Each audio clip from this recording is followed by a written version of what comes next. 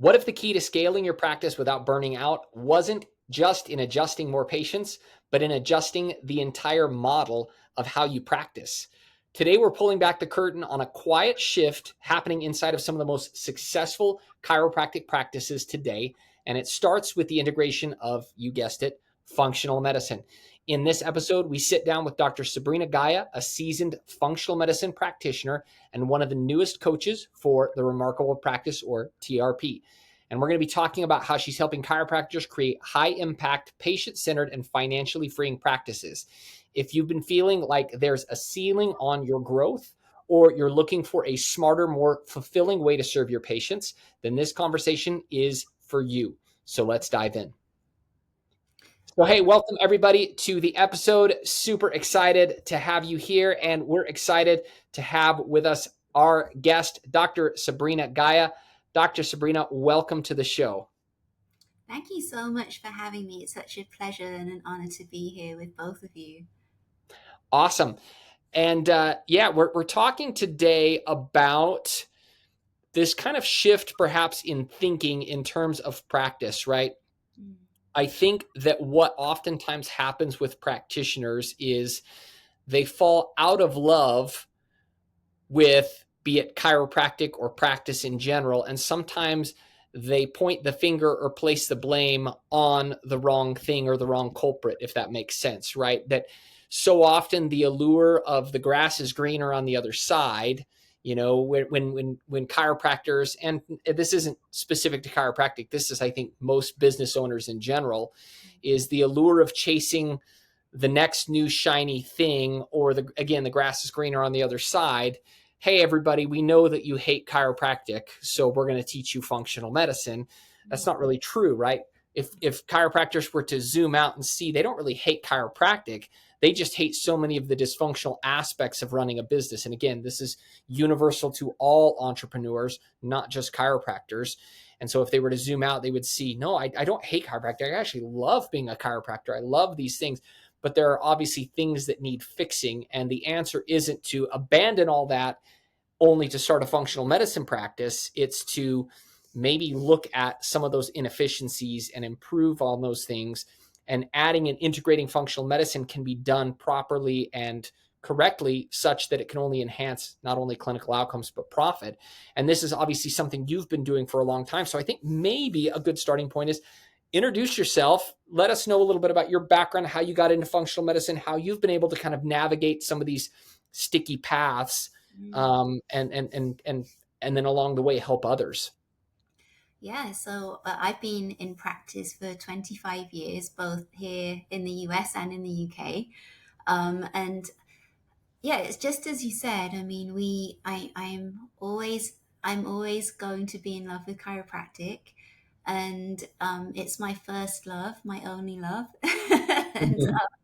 and yeah, incorporating functional medicine into practice is actually way easier than having functional medicine away from your chiropractic practice. So I'll just start with that. Yeah. And it's such an enhancer. So how did I come to functional? It was I actually myself have not taken a pharmaceutical drug since 2000. And that was one painkiller in 2000. So that's been a long time. It's been 25 years since I took any drugs. And so I took care of my health, my children's health, my family's health, and of course all of my patients, like thousands and thousands of patients over the last, I'm sounding old, but quarter of a century, a century. That's how old I am, really. Through chiropractic, and then I reached a point where the culture that we live in is so toxic. And you know, in chiropractic, we talk about the 3 T's, which are the 3 causes of subluxations: toxins, thoughts, and trauma. And I realized, you know, and I practice in New York, which is possibly one of the most toxic states in many ways, you know, in the way that we handle health freedoms, health and medical freedoms as well. I came to realize over the years, and especially with the transition from the UK to the US, where food is different to food in America. Food in America is often really not food at all. It's just a whole load of chemical junk and crap that you're eating, um, compared with food in Europe. It was a huge transition for me chemically and in my own physiology when I moved over here, where I was getting sick, not knowing why I was getting sick.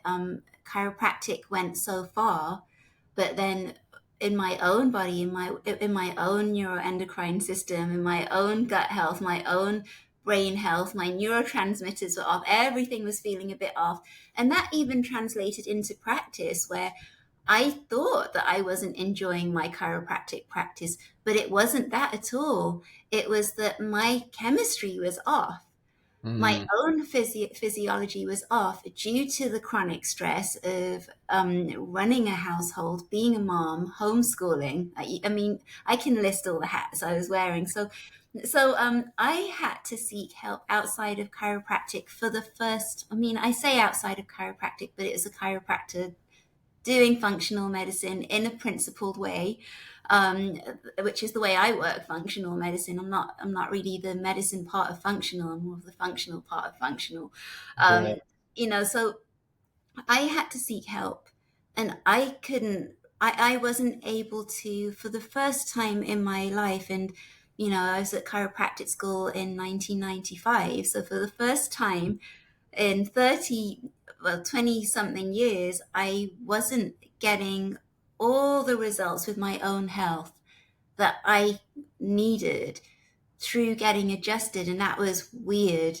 I mean, that was like an alien phenomenon for me, because I know that above, down, inside out healing, through clearing subluxation and clearing the physical subluxation is huge. But then I had to incorporate, once I healed and once I realized that my entire lifescape and vision and perception of my life, my practice, my relationships changed when I started working on my internal systems. I realized that I had to bring it into practice. And actually, you're completely just on Dr. Chad with what you're saying, because um, incorporating functional medicine into an existing practice is such a piece of cake. It's such a piece of cake. And Um, Dr. Guide, sorry to interrupt you, but I just want to point out this important point that you're making. I think that a lot of chiropractors suffer with chronic health issues silently yes. Oh, big time. Oh my because goodness. being Yes. a chiropractor is a really, really, really tough profession. Aside from the fact that also maybe you're a mom or a dad or you homeschool, we wear so many hats. I think a lot of chiropractors feel ashamed admitting that they have chronic health issues because they're the expert, and they've probably tried lots of things on their own that didn't work. And I think a lot of doctors feel a little bit of shame when they're the ones sick, and that those chronic health illnesses translate into relationships and your work environment. I think that's a really important point that you're making. Um, and I'll take that one step further. Yeah. Our patients feel the same way as well. They just don't know why. And Mm. so that's a brilliant starting point. And I think at least a lot of the docs that we work with come to us not just because they want to build this part of their business, but they also recognize that they need help in other ways. Yeah, and I want to add to that as well. And thank you for kicking it off that way, Sabrina. I think this is a brilliant kind of vein that we're in here, Mm. in that it's not just that they feel a sense of shame, but I think too, there is sometimes unintentionally we point the finger at the wrong culprit, right? Assuming, like you said, you thought it was, and so many, I'm burnt out with practice. It's not that you're burnt out with practice, it's that your health and physiology is burnt out. Yeah. And that's the real culprit. That's the real issue. So for those listening, if this is like resonating with you, let that be a signal and a sign to you, or an answer to you, that maybe some lights are going off internally in terms of like, maybe that's the real issue. Maybe I've got to get some health uh, under check, or get my health, in control or under control, and maybe make some changes there. So anyways, continue on. Yeah, no, it's tremendous. And touching on what Dr. Andrew said as well. I mean, chiropractic shame and guilt is a Yeah. is a thing. It is something that I think that we should, as a profession, be speaking about. Yeah. We guilt each other and ourselves. I think it's that inner talk. into, wow, but I am someone that can heal and save the world, but I'm not feeling it inside, and I'm becoming despondent and tired and weary. And, and that's where a coach is absolutely valuable. A coach is precious at that point, because it's that point of discernment where, as a coach, it's not my job to tell you what to do when it comes to your vision. It's my job to help open you up to realizing what really is the deeper root of what's going on. So is it that God is calling you, and that there's a mission to call you out, fully out of chiropractic practice? Did your soul and your spirit evolve to a different level where your impact is going to be is created in a different way? Doesn't mean better, doesn't mean worse, it just means different. But everything has to be aligned with you, and it has to be coming from your divine appointments. There's that. Or, to speak to what we're talking about, is it that you're burnt out? Is it that you don't have the right systems in? Is it that you don't know how to hire a team? Is it that you don't know how to delegate? It's all of that. And then with your chiropractic systems, how's your communication in your day one? What's your CA saying on the phone? What's your first phone call script? What are your care plans like?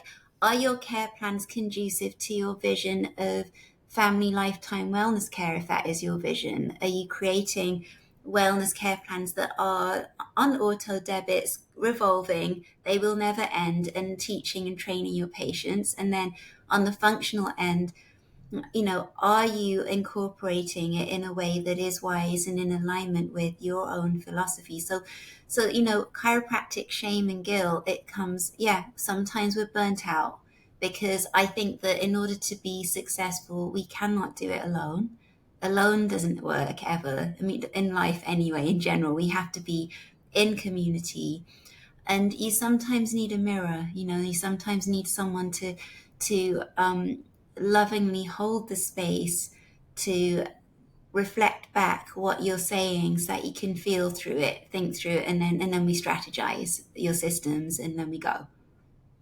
I love that. I love everything you're saying there. And you're already kind of leading the conversation very naturally into the next kind of thought or question that I would ask is, you're talking about this idea, and what you say is somewhat contrarian, I think, to what people assume, and that is that integrating functional medicine naturally by itself, or inherently, we'll say, is complex.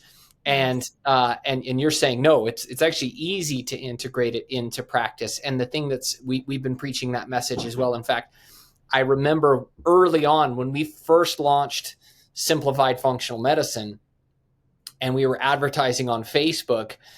I remember it ruffled a lot of feathers of some of the conventionally trained functional medicine practitioners out there. And I remember one kind of, we'll call him a hater, not really a hater, but a critic's comment was something to the effect of, functional medicine is inherently by nature complex. And so they were basically saying that your idea of simplified functional medicine is somewhat of an oxymoron, or that you guys got it wrong. And it was very much like this. They wore the complexity as a badge of honor and a sense of significance and distinction of, planting their flag in this idea that no, the complexity is what gives me my place of again, significance and authority, that I'm this gatekeeper of all this complex and vast knowledge. And I think many just by default assume that that's the way it is with functional medicine. I think sometimes that's one of the primary reasons why so many keep functional medicine at arm's distance, right? So let's maybe dive into that and talk a bit about, if you're making that claim of it's actually easy to incorporate it into practice, number one, why do you say that? Number two, how is it that you make that process of integrating it in easy? Yeah. So in life, everything is as complicated as you make it. So if you're saying that something's going to be complicated, it's because it's a reflection of you. So whoever that, I'm not going to call them a hater, but a critic. Yeah. Whoever that critic was, probably in their own life makes everything complicated, So I would start with that, just to reference what you just mention, because we do have a lot of functional medicine docs that will speak that way. And I think with functional, as a chiropractor, you can make it as simple or as hard as you want to make it, and you choose your avatar, you choose who you want to work with and how you want to work with them. So, just as in chiropractic, if we're subluxation based, we're not looking at symptoms, we're not looking at a label, we're not looking at what is the dis-ease called. We don't care about what the label is, do we? We just care about what the subluxation pattern is, what the neurological pattern is, what the primary is, and how do I affect when I'm adjusting, how do I do the least to affect the most? And that's what we do when we're adjusting patients. Same exact thing with functional. My functional medicine appointments are probably 15 minutes, sometimes 30 maximum. That would be a long appointment. And it's because we're reading off of their patterns, and we're just like, we're clearing the subluxation. We're still clearing subluxation. We're clearing the subluxation through the markers that we're finding. And you can make it as difficult or as complicated as you want, and let's say that you have a burnt out mom, or you have a cancer patient. They're different, of course, they're different, but then there are some basic foundational principles that you're looking for, just like we are with our neurological assessments, that you want to see there. You want to see the diurnal rhythm, you want to see the HPA axis, you want to see the gut health, you want to see the brain health, and you want to see the detox, where they are in their detox systems. And you take it step by step, and you stay very present. And when there's something that you feel is more complex, and it's a case that is out of your scope, you refer it out, because we are in a society of abundance, not of lack. So we refer out what we can't handle. We take care of. I think as chiropractors, we can take care of the full most of what is showing up, because I see functional medicine as subluxation. That's how I see it. And that we are clearing subluxation a different way. And just as when you palpate a spine, and when you're looking at x-rays, you're looking at neurological scans, you can pretty much see what someone's gone through in their life, where they are now, and you can see their potential for where they can be if they are dedicated enough and compliant enough to commit. It's the same exact thing with functional. So it is very easy, and actually it's the easiest thing ever when we are working our systems and our communication well. And in the Remarkable Practice, we teach all of our doctors to, when they're communicating with a patient, to say, we base our care plans on your goals and your clinical findings, right? And those are the two things that we base everything off of. So when we're looking at goals and clinical findings, it's a piece of cake to go, and where we're seeing this type of a subluxation pattern, you're in phase 2 degeneration, phase 3 degeneration, whatever it is, however you communicate with your patients. You've got chronic neurological wounds in your system, which have probably been there for multiple decades. Out of 10, how committed are you to healing through this? It seems that your nervous system, you have subluxations in these areas. This is the nerve supply to your heart. This is your nerve supply to your gut. What this is showing us is that there's a chronic pattern going on. And chemically, that means that these things are happening. Let's do a gut analysis. Let's do a urinalysis. Let's do this. Let's do that. And it's very easy. It's very, very easy to incorporate. And then you will find that your revenue goes up. You are educating your patients very, very deeply, which they don't get anywhere else but in your practice. They don't get outside of your practice. They only get inside of your practice.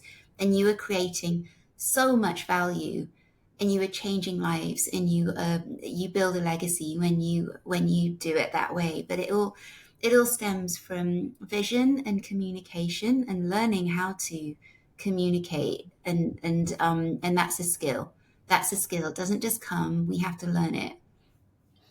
Yeah, I think Go ahead. all I wanted to point out there, and I want to hear what you have to say, Andrew. All I wanted to point out there that was really insightful and brilliant, that is right in harmony with what we teach in our program with practitioners and on the podcast, is the functional medicine model as we teach it is not this separate standalone kind of, okay, you've got chiropractic and this philosophy here, and then in addition to, or in tandem with, or out here, we've got this. It's one and the same. And the reason why it's one and the same is we've been preaching since the beginning, as you just beautifully articulated. It's the same root cause, or same root causes. It's the thoughts, traumas, and toxin. When we swim far enough upstream, the only thing different, if you will call it that, in functional medicine or that lens, is it's just a different set of symptoms that the patient is presenting with, but it's the same root drivers at the end of the day. That's all I was going to say, and I think you spot on nailed that. What were you going to say, Dr. Wells? I thought that we simplified the communication of why functional medicine. I think Dr. Gya did it a whole lot better than we've been doing it over the last 5 years. But the point I wanted to make here was that if you, as chiropractors listening to this, if you go back to when you were in school, what did you really want in practice? And it's usually three things. You wanted, first and foremost, to make an impact in the lives of your patients. You wanted to be seen as the go-to person in your community that solved chronic health issues where medicine typically failed. That's kind of the heart-centered passion for why we do what we do. The next thing is we want to be successful financially. We want to be able to provide for our families and go on vacations, and also just enjoy life. And when I've talked to thousands of chiropractors, and those seems to be the two things that they want and oftentimes have yet to achieve. And where functional medicine fits into this, and I really want chiropractors to realize this point, that doesn't have to be exclusive to adjusting patients. So, and I'll give you some just very simple statistics for docs listening.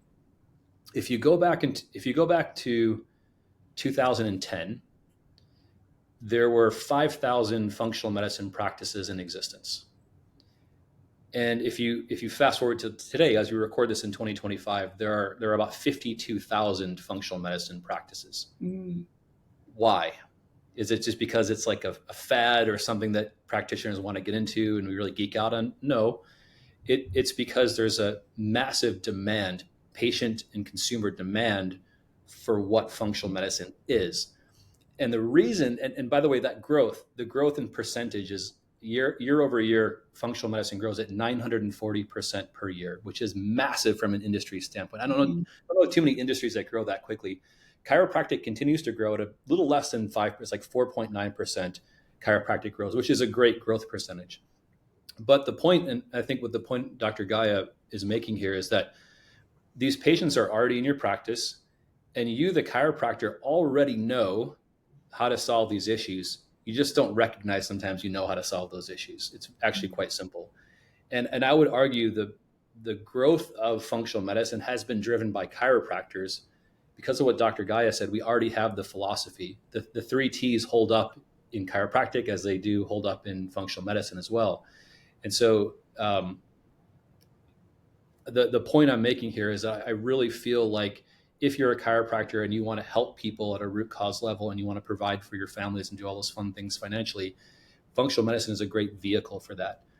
The last statistic here, and 70% of your active chiropractic patients have one or more what we call, quote unquote, functional medicine problems. So what does that mean? They have endocrine issues, they have neurological issues, they have digestive issues, they can't sleep, they don't have energy, the doctor told them their thyroid doesn't work properly. So those are people already in your practice. And I'm going to use a horrible analogy here, so I apologize in advance. Doctors are going to skewer me for this. Is as if you go to like McDonald's and McDonald's says, well, we do cheeseburgers. And they say, well, can I get a drink with that? Nope, we just do cheeseburgers. Well, can I get French fries with that? No, we just do cheeseburgers. McDonald's makes most of their money on like French fries and soft drinks, which is pretty sad to think about. But the business model works really well. They're just offering what their customers are asking for. And for a chiropractor, you have three choices. When your patient comes in because they have neck pain, but they also aren't sleeping well, or they can't digest food properly, or they have horrible immune system reactions. But you have three choices. You can say, well, sorry, I don't do that here. Or you can refer them out to somebody who does help, which is sometimes a great option. Or what we're advocating is you can actually help those people. You already know how to do it. It's not that hard. So I just wanted to add, and I think, Dr. Gya has been doing this way before functional medicine was popular, well before this expansion happened in this industry. But I want chiropractors to understand, like, the opportunity to help patients in this way is massive. Yeah, it's huge. And, something that I think is important to say is that depending on your practice and what you want, your own goals, you can do it in so many different ways. So for instance, if we're talking about freedom to travel and scale, etc., I had my doctors in my practice doing chiropractic. I was working virtually with my patients from my practice doing functional medicine, and so I could go anywhere and do anything. And it's very, very scalable, extremely scalable. If you want it to be scalable, chiropractic is too. So, you can keep it within the four walls, within the brick and mortar. You can have a hybrid model where you're doing functional outside, virtually, and chiropractic, of course, is hands-on, so we're not virtual.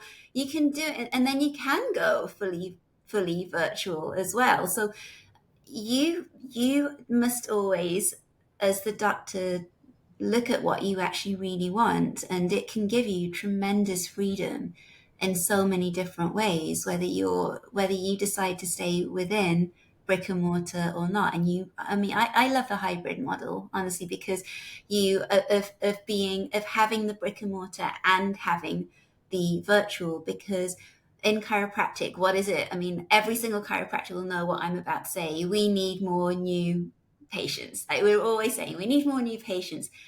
You have a constant, steady stream of new patients by working with your existing people, and they get healthier, they get better, they start talking it up.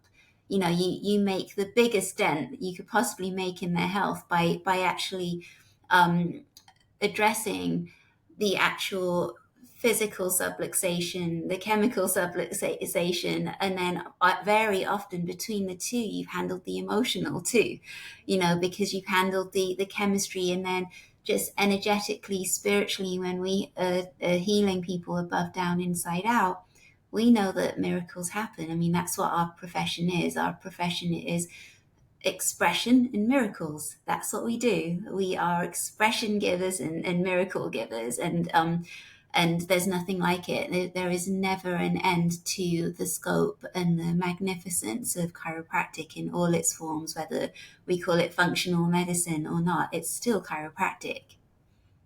Yeah, I love that. And the thing too that I love that you highlighted is this idea of hybrid.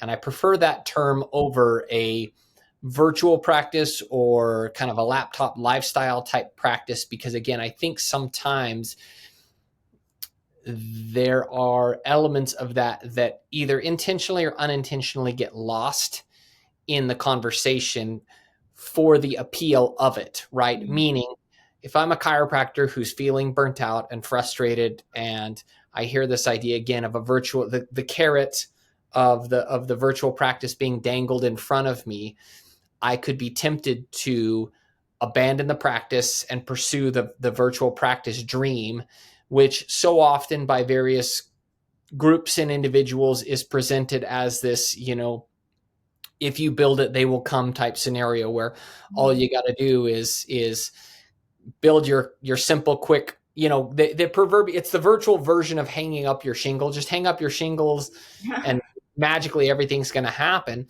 And I think what that is that's a recipe for disaster, and we've seen this. We've talked to so many practitioners who've been down this road before, where they've done that very thing. They've fallen for that allure, and they've assumed that because it's virtual, it doesn't adhere to or follow the same universal rules that any business does, right? And in practice, in brick and mortar practice, when you were in school, no one no one to the same, I think, extent had the same level of delusion, in the sense that all I've got to do is just sign my lease papers and magically everything's going to happen. They at least understood that you got to build out your building. You got to furnish the building. You have to get equipment. You have to, there's a couple weeks, if not months, of legwork ahead of time foundationally that we have to build before we can even start a practice, let alone the marketing and all that stuff. But somehow that gets lost in the virtual conversation and virtual world. And so, and then what winds up happening oftentimes, not always, but oftentimes, is they get burnt out there, and then they wind up kind of sheepishly, going back to the original practice that's familiar to them without actually solving the root issues that brought them in there in the first place. And it's almost like this negative spin cycle where it's like, okay, what's the next shiny object that I'm going to chase after? And they typically will try and scratch that itch with a new piece of equipment or a new marketing scheme or a new this, that, or the other. And really what you're advocating in inherent, I'm reading this when you said that, when you say hybrid, again, the message that I want doctors to hear, again, correct me if I'm wrong, but I don't think I am, is don't abandon chiropractic, keep going with it, but integrate and weave into it a way in which you can create greater autonomy, reach, flexibility, etc., by creating some degree of a virtual component, but at the same token too, working still with the chiropractic practice, still solving those issues the same way, just enhancing it with this addition. Yeah. And well, I mean, it comes down to the individual. I mean, it's funny, what you were talking about was it's an abusive relationship that we have with ourselves. Yeah, It's exactly. I mean, whoever it was, and I don't know how many hundreds of years ago, that said, if you just hang up your sign, they will come. That's just such, I'll say nice words, not good. Yeah.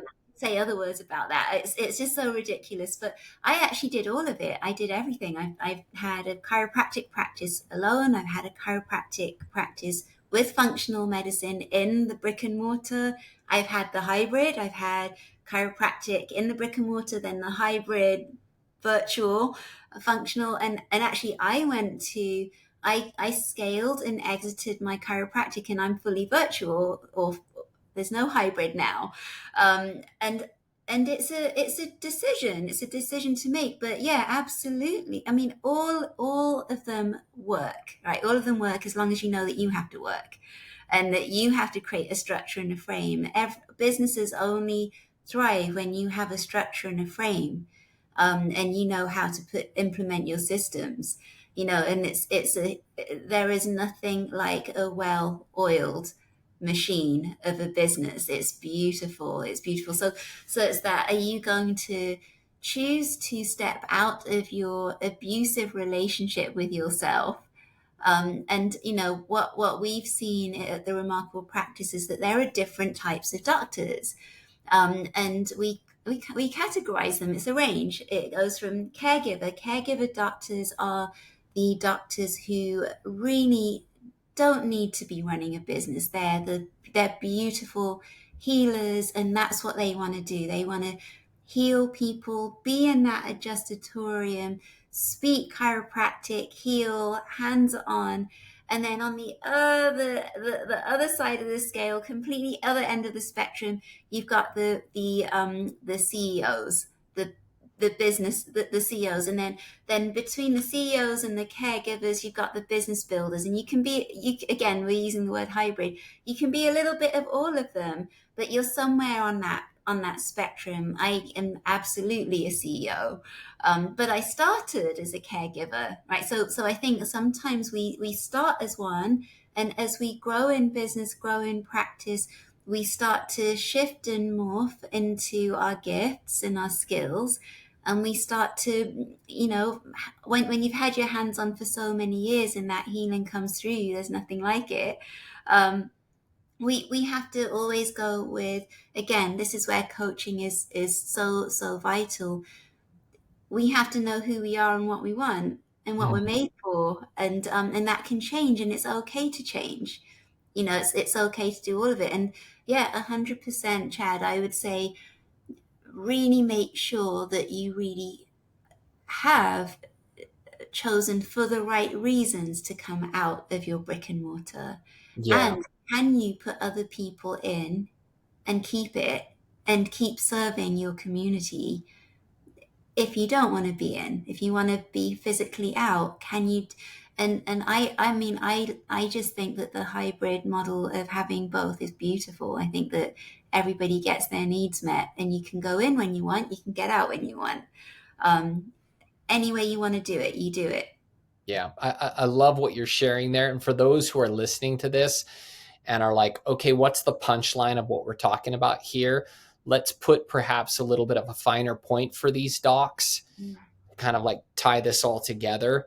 Because I think we've kind of naturally honed in on a specific avatar within the profession, and that is practitioners who are perhaps feeling burnt out, frustrated, jaded, discouraged, which is probably a pretty significant percentage of practitioners, right?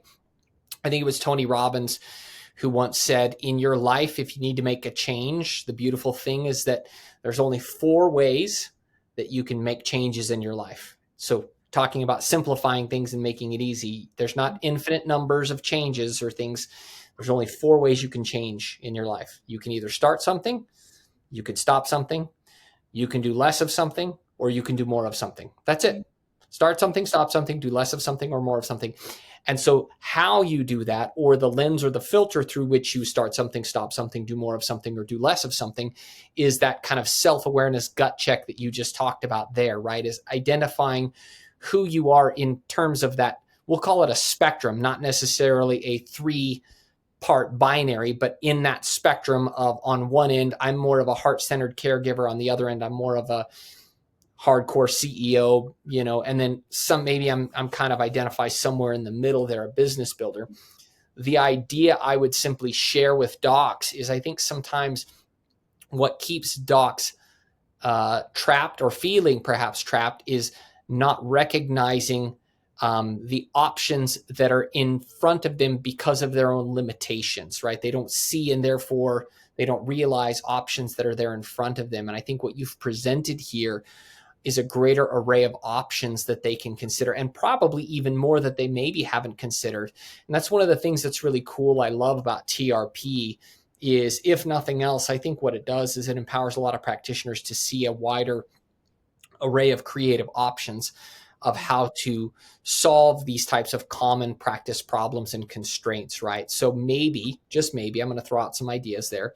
If you're a heart-centered practitioner, but maybe you've been trying to operate like a CEO, maybe the answer is, as difficult potentially at the beginning of a pill it is to swallow, is maybe the answer is to either A, find a coach through TRP, and or B, find the network that TRP provides you of maybe a potential either buy-in, buy-out partnership to where you can bring on board more of that CEO type, some sort of creative way of doing that. Or maybe if you're the CEO that's feeling burnt out and you're wearing too many hats, maybe again through TRP and other groups, you can find that heart-centered or business builder or whatever that is to kind of collaborate with and do some of those things. And so just some food for thought for those who are listening, in terms of the key takeaway here is, if you're feeling like this message is resonating, maybe it is time for some changes. And those are some ways about going about that initial process of doing some of that initial mental, personal work that has to happen to be able to make those changes. Yeah, I mean, I truly believe and know, because I've seen it thousands of times and experienced, that the CEO is also heart-centered. In fact, extremely heart-centered. Our hearts as CEOs have to be extremely expansive, because we are here to serve. We're instruments of service. So, yeah, there's a range, and there are so many different ways to be successful. In fact, there are way more ways to be successful than there are to not be. You know, That's and one of the problems, right? yeah, so I think my job as a coach is to help explore and to find your way. And success looks different for every single individual. That's the There truth. isn't, there is not a cookie cutter anything. We have scripts, we have systems, we make them your own. and we make everything work for you to align with your life. And what we say at the Remarkable Practice is that, I mean, I love our tagline. I think it's probably the best thing I've ever heard in my life as a doctor. It's that you can have a remarkable practice as part of a remarkable life, right? So it's as part of. So your practice should not be the center of your world. It should be a part of your world, and your world is your family, your health, your relationships, your community, it's all of it. And I mean, personally, I have a specific order of my priorities, and if I get those orders wrong, or I would say wrong's not the right word, but if I get things in a different order, my life spirals down. So my order is God first, and then you have your health. So God first, then my health, and this is the way that I coach my people. Then family, which is your relationship with your spouse, your significant other, and your kids. Then mission. So everything comes from the fire of the home, which is you, and from that loving place of an overflowing cup. And then as I said, there are so many ways to be successful, and success means different things for different people. And wealth doesn't only mean financial wealth, although we do want prosperous doctors, because when we earn, it means we served. Right? The money that you bring in is born out of the service and the lives that you saved. And if you allow yourself to have this moment of pause and of presence, when you look around your home and you look down at your clothes, you look at the food on your table, you know that every single thing that you have, every single thing that your children have, is born out of you saving lives, and that you gave your God-given gifts and delivered your purpose and your divine appointment. Oh my gosh, it humbles you, it brings you down to your knees. And we can work with that. We grow with that, and we enlarge the kingdom, the mission, by being in our humility, but being real. Like, you have to own it. You have to own your life and take responsibility for your life and your practice. And sometimes, yes, you need a coach to help you. You can't always do it by yourself. Love that. It's beautiful. Dr. Gya, for people interested in learning more about TRP, what is TRP, and why did you decide to partner with them to be their coach on the functional side? Oh, great question. So TRP stands for the Remarkable Practice. It's for chiropractors. So it's a practice growing. we coach chiropractors to grow their practices, and we span the US, New Zealand, Australia, and we have a lot of European and British chiropractors too. So pretty much everywhere. We're the biggest coaching company in the world. I joined TRP actually because they saved my skin years ago when I was here in New York. I've had lots and lots of coaches over the years, and I was in New York practicing. We went through the lockdown in 2020. And I mean, we didn't lock down. We kept on practicing. I never closed my doors. I would never in a million years. I don't know what you would have to do to me to make me close my doors. It would never happen. So at the time, I was going through so much trauma because my mom died all of a sudden. We were homeschooled 6 months before that. And in New York, we lost our religious exemptions. So we were all of a sudden, my practice was flipped on its head because I had to homeschool. Well, I chose to homeschool and not to vaccinate my children. And then we had the pandemic and the lockdown, and I was in exhaustion then. That was actually a tough time. And I thought, wow, if there's ever a time when I need some extra support, and I had coaches, but they just were not aligned. I wasn't aligning the right way. So I went to TRP, and I had this beautiful, beautiful coach who I owe so much gratitude to, Dr. Pete Camiolo. I love him. He's like a brother coach He's amazing. Best. He's just like he's actually, if he, I don't know if he'll ever listen to this, but if he does, he's one of my favorite people that on this planet. And I was helped so much, and I had my best years in practice actually through the pandemic, through homeschooling, through all of it. And so then, I coach not just the functional medicine doctors, I coach the chiropractors in TRP that are chiropractic only. I also coach the functional as well. And then outside of TRP, I have another coaching practice called Phoenix where I coach non-chiropractors. So TRP is just magnificent. The hearts in that organization, every single person, right from the coaches down to the admin team. I've actually never witnessed anything like it. I look at these people in awe. And every time we have our conferences, our immersions, it's like going home to family, like a family of warriors and gladiators that are heart led servants who just want to help. Like the generosity and the kindness in that organization is beyond words. I can't even put it into words. Just what I feel and who we are as a team. It's beautiful, and the lives that we change by coming together. Millions of lives have been changed by us all coming together. Love it. And yeah, I can't say enough good things about TRP. Such a good group of docs and leaders there. We appreciate all that they do. Dr. Sabrina, we have certainly enjoyed this conversation with you. This has been fantastic. Any final thoughts, Dr. Wells? Thank you so much for being on the podcast. You've articulated things that are, I think, sometimes very difficult to articulate, even for Chad and I, who speak on this topic quite a bit. And I really appreciate you giving hope and some guidance to docs listening to this that may consider perhaps a change in their practice or perhaps a shift in what they're doing in alignment with who they are and what they want to do in practice. So thank you for sharing your experience and your wisdom, and we appreciate you we appreciate you being on the show. Yeah. Absolutely my joy and pleasure to be here. I'm always here for all of you, for anyone that wants to grow and expand. I'm here always. Absolutely. Again, thank you, Dr. Sabrina, for being here with us. We appreciate it. And thanks for listening, everybody.